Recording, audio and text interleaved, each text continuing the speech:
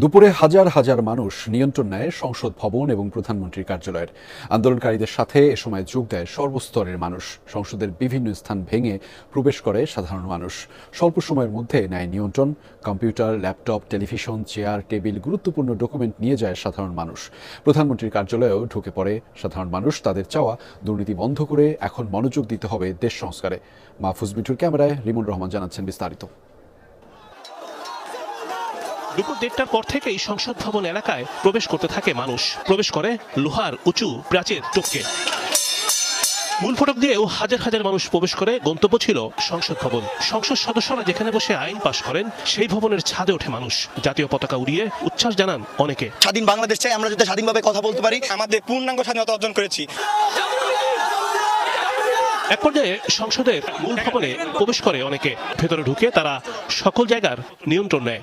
আসবাবপত্র, কম্পিউটার, গুরুত্বপূর্ণ ডকুমেন্ট নিয়ে রাখা হয় এক জায়গায়। সুন্দর একটা ব্যবস্থাপনার মাধ্যমে দেশ পরিচালিত হোক, এটাই চাই। আগামী প্রজন্ম এই দেশটাকে সুন্দরভাবে বিনির্মাণ করতে পারে। সংসদ ভবনের মধ্যে একতলা, দুইতলা, তিনতলা, চারতলা, পাঁচতলা সহ প্রত্যেকটা তলায় কিন্তু মানুষ প্রবেশ করেছে এবং যে যার মতো পারছে এখানে নিয়ন্ত্রণ নিচ্ছে।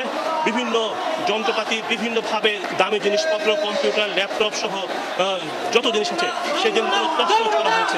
এ সময় সাধারণ মানুষ সংসদের কাগজপত্র নিয়ে যায়। তাদের দাবি এসব সংরক্ষণ করা হবে। আমি মনে করি এটা আমার কাছে সেফ। আমার কাছে সেফ। এটা আমি যখন সময় মনে হবে অবশ্যই আমি জায়গা মতো দিয়ে আসবো। অনেক আছে কর্মমজুর, তারা পর্যন্ত যা পাইছে সব নিয়ে গেছে। সামান্য লেকচার বিস্কুট তাও নিছে। আমরা পুরো লজ্জিত। সাধারণ শিক্ষার্থীরা এখানে এসেছেন। তারা এই রাষ্ট্রের সম্পদ সুরক্ষা করার জন্য, রক্ষা করার জন্য তারা এখানে দাঁড়িয়েছেন। এখানে অনেকে বিশ্ববিদ্যালয় এবং কলেজের তাদের যে জনগণের টাকায় কেনা যে সম্পদ, সেই সম্পদ রক্ষা করার জন্য চেষ্টা করছে। রাষ্ট্রের সম্পদ রক্ষায় বিশ্ববিদ্যালয়ের শিক্ষার্থীরা উদ্যোগ নেয়। কেউ যাতে কোনো সম্পদ না নিতে পারে সে ব্যাপারে সতর্ক করা হয়। ওদিকে দুপুরে প্রধানমন্ত্রীর কার্যালয়েও নিয়ন্ত্রণ নেয় সাধারণ মানুষ।